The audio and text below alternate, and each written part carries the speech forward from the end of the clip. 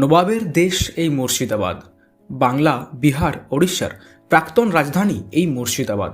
আজকের মুর্শিদাবাদ শুধু অতীতের স্মৃতি ধারণ করে দাঁড়িয়ে থাকা পশ্চিমবঙ্গের একটি জেলা।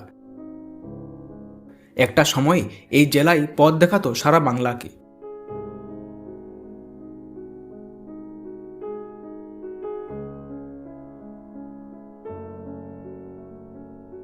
মুর্শিদ কুলি খাঁর হাত ধরে বাংলায় যে নবাবী শাসন শুরু হয় তার শেষের সূচনা মতিঝিল প্রাসাদেই শুরু হয়।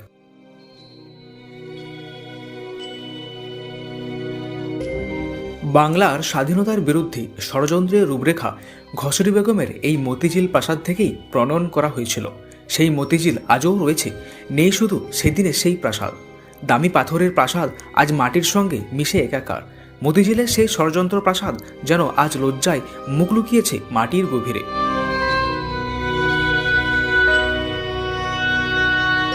মতিঝিল প্রাসাদের সেই জায়গাটিতেই বর্তমানে পলাশের ইতিহাস নিয়ে লাইট অ্যান্ড সাউন্ড শো হয়।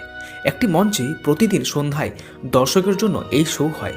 একদিন যে প্রাসাদে বসে বাংলার বিরুদ্ধে, সিরাজের বিরুদ্ধে ষড়যন্ত্র হয়েছিল, তারই ধ্বংসস্তূপের উপর দাঁড়িয়ে এই প্রজন্ম জানছে সেই ইতিহাস। আসুন আমাদের সাথে আপনারাও।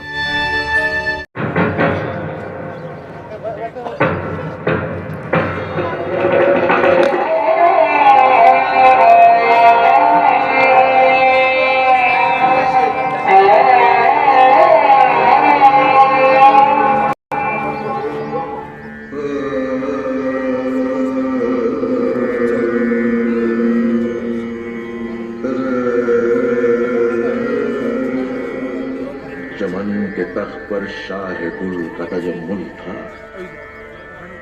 हजारों बुलबुलों की फौज थी, शोर था, गुल था। खिजा के दिन जो जा देखा न था जज खार गुलशन में। दिखाता बागबान रो रो, यहाँ गुंजा, यहाँ गुल था। এই বাগিচার সিংহাসনে ফুলের রাজা ছিল আসে। বুলবুলি তার কলরবে ভরিয়ে দিত সমস্ত দিন। আজকে শুধু পাতা ঝরা, বাগানে নেই একটি কাঁটা। চোখের জলে মালি বলে হারিয়ে যাওয়া ফুলের কথা। আজ বহু শতাব্দীর ঘুম ভেঙে জেগে উঠছে ইতিহাস। আকাশে হাজার ফেরেশতার আলোর মতো ঘুম ভাঙছে কথা। সময়ের পাতায় হারিয়ে যাওয়া মুখ আজ আবার যেন স্পষ্ট হয়ে উঠছে, বলছে শোনাও, শোনাও আমাদের কথা।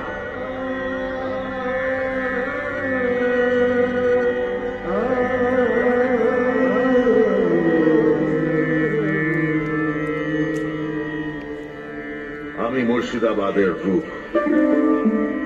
আমার মাটিতে ঘটে যাওয়া বহু ঘটনার চশমদীদ গওয়া। আজ আপনাদের শোনাবো বাংলার ইতিহাসের এক রক্তঝরা সময়ের দাস্তান, যার আঘাত পড়েছিল সমস্ত দেশের উপর। শোনাবো সুবে বাংলার স্বর্ণ যুগের কথা। তার শেষ স্বাধীন নবাব সিরাজউদ্দৌলার দীর্ঘশ্বাস আজও সন্ধ্যার অন্ধকারে ভেসে বেড়ায় এই মতিঝিলের বাতাসে। আজ পেশ করছি তার কাহিনী।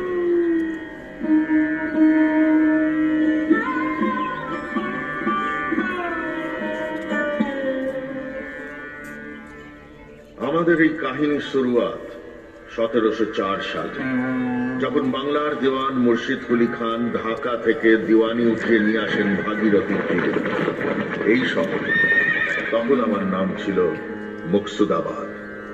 মুঘল সম্রাট ঔরঙ্গজেব, যিনি তাকে বাংলার দেওয়ানের পদে বসিয়েছিলেন কুর্তুলব খান উপাধি দিয়ে, কাজে সন্তুষ্ট হয়ে তিনিই তাকে নতুন উপাধি দেন মুর্শিদ কুলি খান, যার নামে আজ আমার নাম মুর্শিদাবাদ। তার আমলে শুরু হয় বাংলা, বিহার, উড়িষ্যার নবাবী হুকুমত। সুখে, শান্তিতে আর সমৃদ্ধিতে মুর্শিদাবাদ হয়ে ওঠে ভারতবর্ষের অগ্রগণ্য নগরী। কিন্তু সবার অলক্ষ্যে মহাসাগর পার হয়ে ঘনিয়ে আসছিল কালো মেঘ। 1690 সালে যোগচানক মুঘল সম্রাটের কাছ থেকে ব্রিটিশ ইস্ট ইন্ডিয়া কোম্পানির হয়ে বার্ষিক ৩,০০০ টাকা নজরানায় হুগলির তীরে ৩টি গ্রাম কিনে নেন, গোবিন্দপুর, সুতানুটি আর কলিকাতা। আর ১৭১৫ সালে কেনা হয় হুগলি নদীর ২ তীরে ৩৮খানা গ্রামের সত্ত্ব। ইংরেজ দেশের মাটিতে তার পাকা ঘাঁটি বাড়ল। মহাকাল পলাশীর প্রান্তরের দিকে এক পা এগিয়ে গেলেন। ১৭২৫ সালে মুর্শিদ কুলি খানের দেহান্তের পর মসনদে বসেন তার জামাই সুজা খান, এবং ১৭৩৯ সালে সুজা খানের পুত্র সরফরাজ খান। কিন্তু আমরা বলবো ১৭৪০ সালের কথা, যখন নবাবকে যুদ্ধে পরাজিত করে বাংলা, বিহার, উড়িষ্যার মসনদ দখল করেন আলীবর্দী খান। কালের রঙ্গমঞ্চে একে একে প্রবেশ করলেন আমাদের কাহিনীর প্রধান চরিত্ররা। আলীবর্দীর কোনো পুত্র সন্তান ছিল না। তিনি তার ৩ মেয়ের বিবাহ দিয়েছিলেন তার বড় ভাই হাজি আহমেদের ৩ ছেলের সঙ্গে। নবাবের বড় মেয়ে ঘসেটি বেগম, যার নিকাহ হয়েছিল নওয়াজেশ মোহাম্মদের সঙ্গে। আপনারা হয়তো জানেন না, নওয়াজেশ মোহাম্মদ সৃষ্টি করেছিলেন এই মতিঝিল। ভাগীরথীর শুকিয়ে যাওয়া অংশ থেকে তৈরি হয় এই ঝিল, আর গৌড়ের ধ্বংসস্তূপ নিয়ে এসে তৈরি হয় প্রাসাদ, এক অপূর্ব স্থাপত্য কীর্তি, যা সারা দিন ভরে থাকতো পাখির গান, সারেঙ্গির মূর্ছনা আর নুপুরের ঝঙ্কার। সেখানে থাকতেন নওয়াজেশ আর তার বেগম ঘসেটি। বেগম, এই দেশের বহু জায়গায় আমি ঘুরেছি, কিন্তু মতিঝিলের মতো শান্তি কোথাও পাই না। এই তো আপনারই কীর্তি। একদিন যখন আমরা থাকবো না, তখনও এই মতিঝিল রয়ে যাবে। আর রয়ে যাবে আমাদের নাম। ঘসেটি বেগমের সাধের প্রাসাদ মুর্শিদাবাদের শান, যেখানে ফেরদৌসের আলোর সঙ্গে ধীরে ধীরে মিশছিল হিংসার অন্ধকার। তার কারণ ঘসেটি বেগমের ছোট বোন আমিনা খানুমের বড় ছেলে মির্জা মোহাম্মদ। হ্যাঁ, ইতিহাস যাকে চেনে, নবাব সিরাজউদ্দৌলার নাম। সিরাজ ছিলেন তার পিতামহ আলীবর্দী খানের সবচেয়ে প্রিয়। পাটনার দুর্গের দরবারে আলীবর্দী ঘোষণা করেছিলেন, সিরাজ বয়সে নবীন, কিন্তু আল্লাহর মেহেরবানিতে ওর হিম্মত আর তাকত কাবিলে তারিফ। সুবে বাংলার জন্য ও প্রাণ দিতে পারে। তাই আমার পরে আমার দৌহিত্র সিরাজই হবে বাংলা, বিহার, উড়িষ্যার মসনদের অধিকার।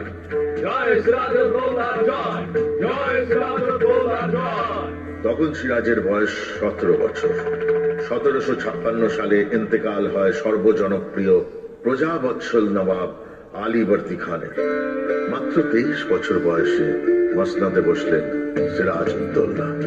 এই তরুণ নবাবকে ঘিরে সুবে বাংলায় চলে উঠল অশান্তি আর চক্রান্তের আগুন, যার পুরোভাগে ছিলেন ঘসেটি বেগম। হোসেন কুলি খাঁ ছিল আমার স্বামীর প্রিয় পাত্র। তাকে হত্যা করে সিরাজ যে অন্যায় করেছিল, তার বহুগুণ অন্যায় সে আজ মসনদে বসে করছে। তাই আমি এর প্রতিকার চাই। মীর জাফর সাহেব। বেগম সাহেবা, নবাবকে আমি অনেক বুঝিয়েছি, কিন্তু কোনো ফল হয়নি। উনি আমাদের কথা কানেই তোলেন না। বহু লোককে বেইজ্জত করেছেন জগৎ শেঠ। আপনি বলুন। আগে হ্যাঁ বেগম সাহেবা, নবাব আমাকে হুকুম করেছিলেন ইউরোপীয় ব্যবসায়ীদের কাছ থেকে ৩ কোটি টাকা আদায় করতে। আমি যখন বলি এই কাজ অসম্ভব, উনি সবার সামনে আমাকে চর মেরেছেন। ছি, এই ঘমন্ড, এই গুস্তাখি খোদাও মাফ করবেন না। আপনি কি বলেন ক্লাইভ সাহেব? That Subedar has grown in arrogance after being crowned. He is a perfect nuisance. He's also accusing us of unfair trade practices. Mr. Watts here can bear testimony to that. He has recently suffered at his hands. Quite right. The Nawab has ordered us to destroy the fortified walls of Calcutta and not make any further constructions without his permission. He wants to dictate us and the way the East India Company trades. Kintu, uhake amra manibo na. We ask for your help in this matter, respected Begum Sahiba. আজ আপনাদের এই তকলিফ দেওয়ার এটাই কারণ সিরাজকে না সরালে বাংলার আর আমাদের অনেক দুর্গতি আছে। Begum Sahiba, don't you worry. We shall get that Subedar. Ohake amra shesh koribo. যত সহজ ভাবছেন কাজটা তত সোজা নয় সাহেব। সিরাজ বয়সে ছোট হলে কি হবে, খুব বুদ্ধিমান। আমাদের হুঁশিয়ার হয়ে কাজ করতে হবে। গোস্তাকে মাফ করবেন বেগম সাহেবা, কিন্তু সিরাজকে সরালে বাংলার মাসনাদ যে খালি হয়ে যাবে, সেখানে আপনি কাকে দেখছেন? Why, Mir Jafar Saab? You seem to be a great candidate. Would you like to be Nawab of Bengal? আমি? না না সাহেব, তা হয় না। আমি চাই মাসনাদে অন্য কেউ বসুক, কিন্তু তা বলে হুজুর রাজি হয়ে যান, এই মৌকা আর মিলবে না। কত কোটি টাকা আছে তোষাখানায় জানেন? হিরে জওয়াহরাত, হুকুমত, সবার মালিক হবেন আপনি। ঠিক, দৌলত আমারও কিছু কম নেই।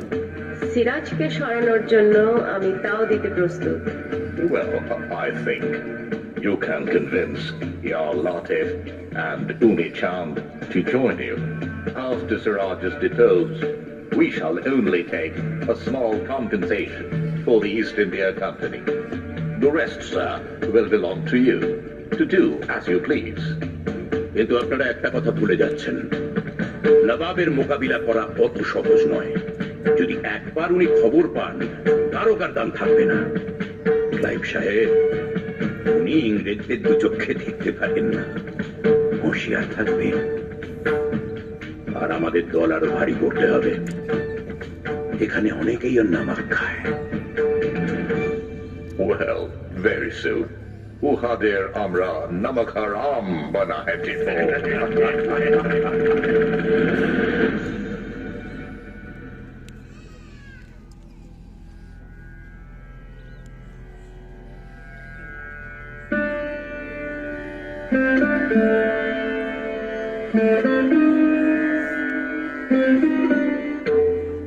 নবাব সিরাজউদ্দৌলার কানে এলো এই ষড়যন্ত্রের কথা।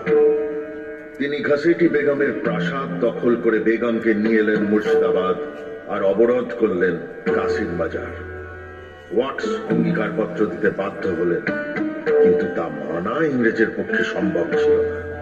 এই খবর এলো সিরাজের কাছে। বান্দেগি হুজুর। কি খবর মীর মদন? হুজুর, ইংরেজ কাশিম বাজারের চুক্তি মানছে না, নিজেদের মর্জি মাফিক সেনা চালাচ্ছে। কি এত সাহস? এরা বানিয়ার ছদ্মবেশে আমার বাংলাতে ঘিরে নিতে চায়। এবার ওদের একটা চরম শিক্ষা দিতে হবে। মীর মদন, সৈন্য প্রস্তুত করো, আমি কলকাতা আক্রমণ করে গুঁড়িয়ে দিতে চাই। জয় হুকুম। 16 জুন 1756 ঝড়ের মতন সিরাজের সৈন্যদল আছড়ে পড়ল কলকাতার উপর। 20 জুন ফোর্ট উইলিয়াম আক্রমণ করল নবাবী সেনা।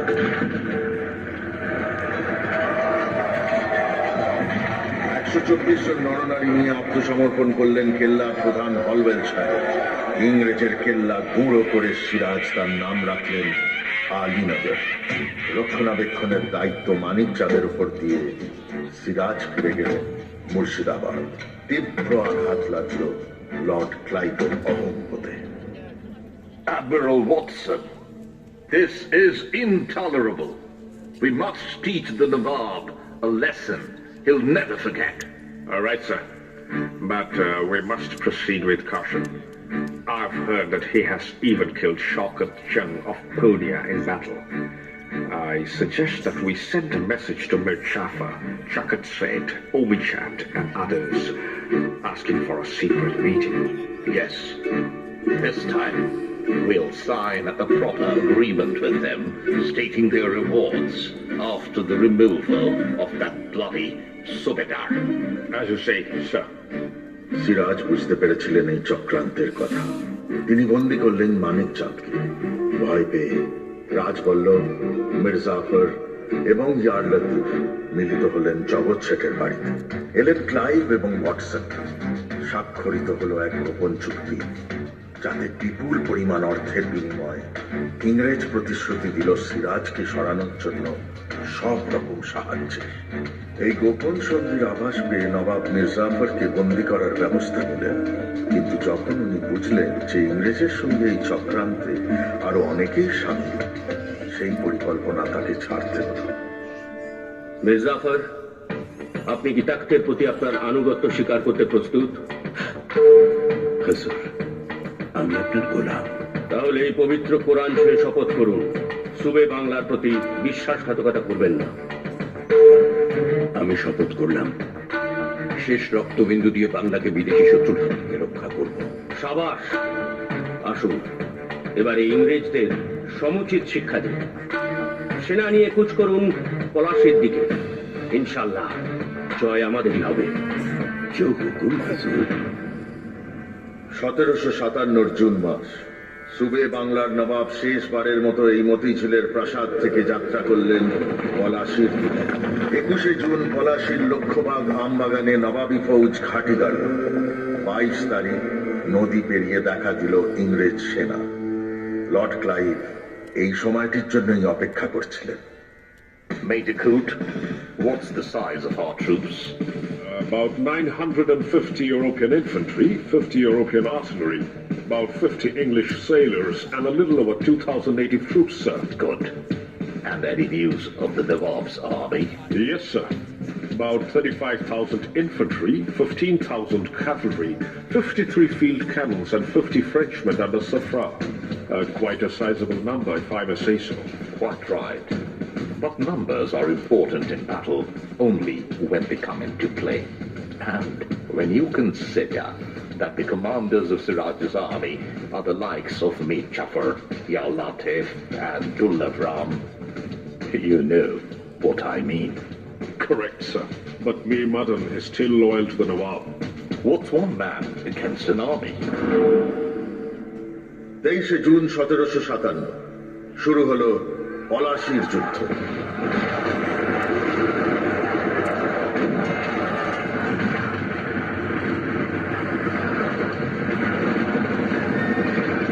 একা মীর মদন আক্রমণ করলেন ইংরেজ সেনাকে। তার প্রবল পরাক্রমের কাছে পিছু হটতে শুরু করলেন ক্লাইভ।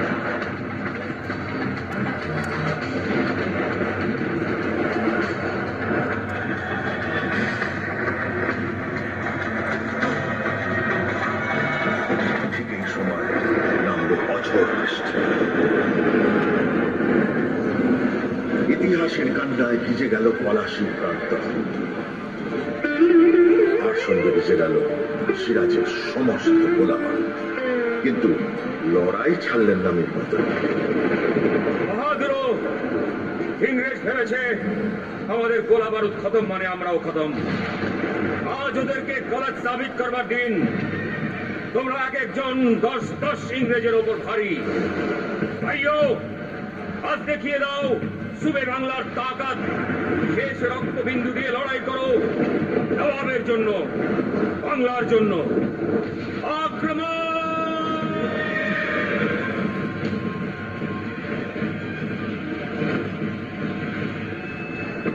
পিছু হটতে থাকা ইংরেজ সেনার অতর্কিত গুলিতে শহীদ হলেন মীর মদন। সিরাজের কাছে সেই খবর নিয়ে এলো মির্জাফর। বীর মীর মদন আমাদের ছেড়ে বেহেশতে গেছে। মির্জাফর, আমি বুঝতে পারছি না আমাদের কি করা উচিত। হুজুর, আমার মনে হয় সৈন্যরা ক্লান্ত। আপনি যদি যুদ্ধবিরতি ঘোষণা করান, তাহলে আমরা কাল সকালে তাজা হয়ে ওই ইংরেজগুলোর উপর ঝাঁপিয়ে পড়তে পারি। তবে তাই হোক, আমার বাংলাকে যে কোনো মূল্যে স্বাধীন রাখতেই হবে।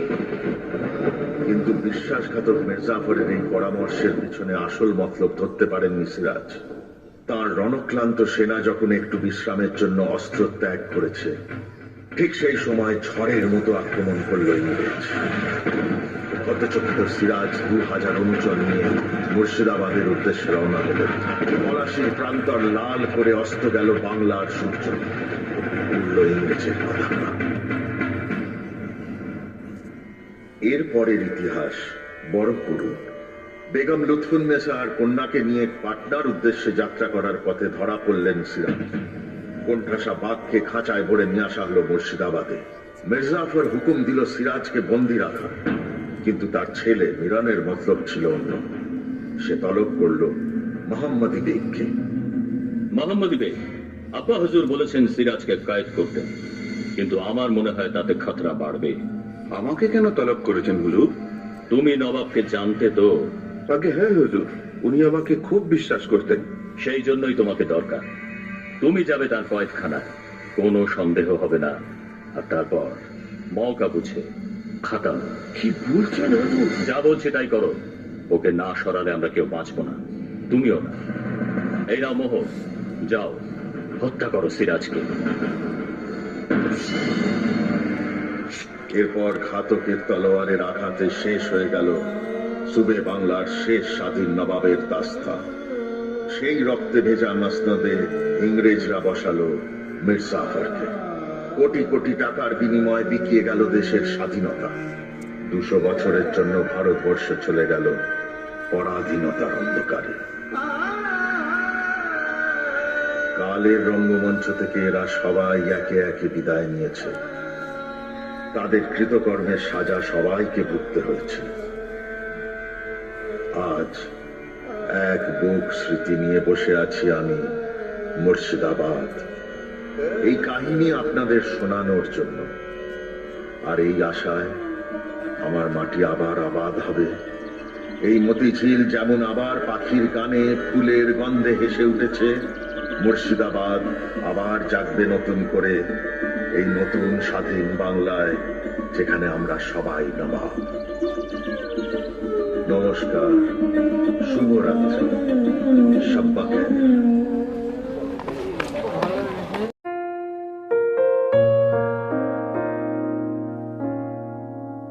ইতিহাসের জন্ম অতীতের গর্ভে, কিন্তু তার বিচরণ বর্তমানে।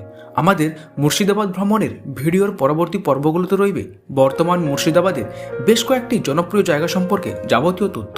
সেসব দেখতে চ্যানেলটি অবশ্যই সাবস্ক্রাইব করে রাখবেন এবং বেল আইকনটি প্রেস করতে ভুলবেন না।